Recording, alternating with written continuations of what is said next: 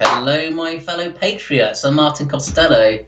Today, I wish to talk about a very destructive weapon that was used to great effect in World War II and is being used again this very day. It's not something that would immediately spring to one's mind, but its impact has been the catalyst to control the minds and hearts of people by extensive brainwashing, often subliminally.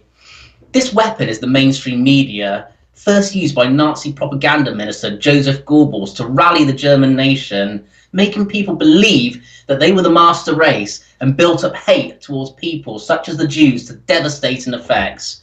To capture the minds of people without any force is a truly remarkable achievement. It was also used as a scare tactic to scare Britain into submission when the harrowing sound of Lord Haw could be heard on the wireless with hugely exaggerated lies about the predicament of Britain's position.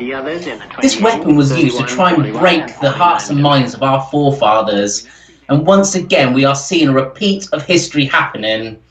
Mainstream media outlets such as newspapers, who are often owned by wealthy globalists who have vested interests, are spreading fake news, fear and propaganda to try once again and break us. The guiltiest source of this is the BBC, who has time and time again ignored their charter of impartiality. The BBC has received funding from the EU, particularly in the run-up to the EU referendum, but this has never been challenged. He who pays the piper calls the tune. It is no surprise that this menace of democracy is often called the Brussels Broadcasting Corporation when it is anything but British. The bias is blatant on news coverage, with fear and scaremongering stories that try to sway public opinion and put the fear of God into people in the event of a no-deal Brexit. They also talk about the UK crashing out in the event of a no-deal. No deal is exactly what our country needs, but the BBC make it sound like it's a bad thing, totally misleading people. The days of the TV licence are numbered. It is outrageous that people are forced to pay for one, even if they have no intention of watching the channel. Why should we fund the multi-million pay packets of those such as Gary Lineker, who thinks he knows better than us mere mortals with his lectures on Brexit?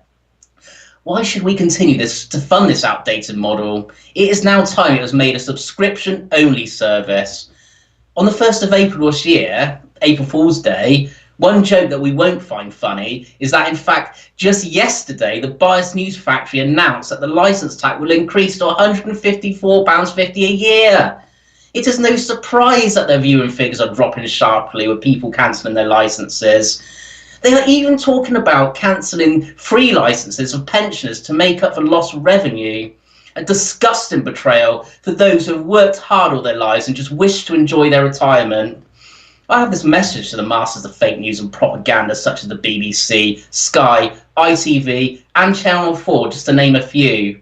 If you want to see your viewing figures rise, do the decent thing and start reporting the truth, or is that too much for your donors to handle?